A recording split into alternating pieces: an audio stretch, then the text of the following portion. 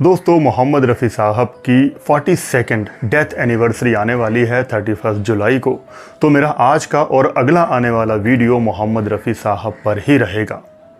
मोहम्मद रफ़ी साहब की एक ऐसी गज़ल जो कि सुपर डुपर हिट साबित हुई, लेकिन उस गज़ल से कुछ ऐसी यादें जुड़ी हैं गीतकार योगेश जी की कि वो एक साइकोलॉजिकल पेशेंट हो गए थे और वो लोगों के चेहरे से भी डरने लगे थे, उनको वॉमिटिंग तक होने लगी थी। ये किस्सा जुड़ा है 1965 में रिलीज़ हुई film adventure of robin hood के एक गाने से। फिल्म को डायरेक्ट किया था बीजे पटेल साहब ने। फिल्म का संगीत था जीएस कोहली जी का और इस गाने को लिखा था योगेश जी ने। फिल्म के बाकी गाने लिखे थे अनजान साहब ने। गाने के बोल थे, माना मेरे हसी सनम तू रश के माहताब है। बहुत ही ब्यूटीफुल गज़ल है ये। माना मेरे हसी सनम तू रश के माहताब है। तो जब इस फिल्म के गीतों के लिए काम स्टार्ट हुआ तब अनजान साहब music director GS Kohli ji को पहले से ही जानते थे और अनजान साहब और योगेश साहब दोनों अच्छे दोस्त भी थे। तब अनजान साहब ने योगेश जी को एक दिन जीएस कोहली जी से मिलवा दिया। शाम तक बैठे और उसके बाद मुलाकातों का सिलसिला स्टार्ट हो गया।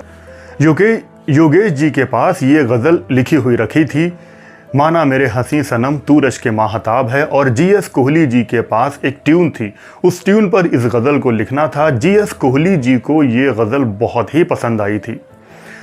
फिर एक दिन अनजान साहब और योगेश जी पहुंच गए music director GS Kohli ji के घर पर और बैठे बैठे शाम हो गई। तब अनजान साहब तो वहां से चले गए, लेकिन योगेश जी और जीएस कोहली वहीं पर बैठे रहे। जब शाम हुई तब जीएस कोहली जी ने घर पर कहा कि हम ज़रा बाहर से थोड़ी देर में आते हैं, और जीएस कोहली जी योगेश जी को ले गए शराब के अड्डे पर। और वहाँ पर योगेश जी को कहा गया कि तुम भी उनके साथ पियो। जीएस कोहली जी ने कहा कि तुम मेरे साथ पियो, लेकिन योगेश जी तो शराब से कोसों दूर थे। उन्होंने तो कभी शराब को हाथ तक नहीं लगाया। योगेश जी ने शराब पीने से मना किया। तब जीएस कोहली जी ने उनको कसम दे दी कि तुझे मेरी कसम है, अगर तू नहीं पिएगा तो मेरा मरा मुंह देखेगा। इतनी बड़ी बात, योगेश जी थोड़ा घबरा गए कि कहीं ऐसा ना हो कि बात सच हो जाए। इन्होंने कसम दे दी। तब योगेश जी ने दिल पक्का करके मजबूरी में शराब पी ली। उसके बाद योगेश जी चले गए। उनकी तबीयत कुछ ख़राब होने लगी, लेकिन ये सिलसिला ऐसे ही चलता रहा। जीएस कोहली जी उनको हर शाम 6 बजे बुलाते थे और वो योगेश जी बस में बैठकर जीएस कोहली जी के घर जाते थे। शाम तक वहीं रुकते थे। डेली उनको जीएस कोहली जी की वजह से शराब पीनी पड़ती थी और वो बहुत परेशान हो गए थे। जब योगेश जी जीएस कोहली जी के घर से वापस जाते थे बस में बैठकर, तब उनको वॉमिटिंग तक होने लगती थी और वो बहुत बीमार हो गए थे। ये सिलसिला काफ़ी दिन तक चलता रहा। योगेश जी की हालत ऐसी हो गई कि वो एक साइकोलॉजिकल पेशेंट बन गए और वो डॉक्टर के पास गए, अपना ट्रीटमेंट स्टार्ट करवाया।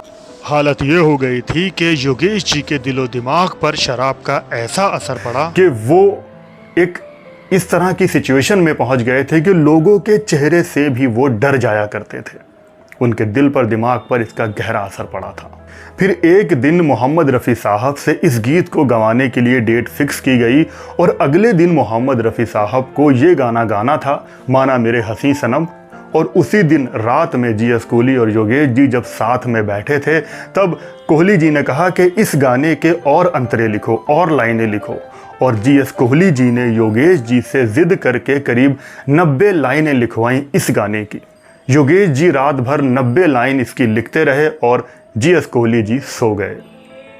लेकिन जब अगले दिन रिकॉर्डिंग का टाइम आया, तब जो गीत पहले योगेश जी ने लिख कर रखा हुआ था, उसी गाने को फाइनल किया गया रफ़ी साहब से गवाने के लिए। रफ़ी साहब स्टूडियो में थे।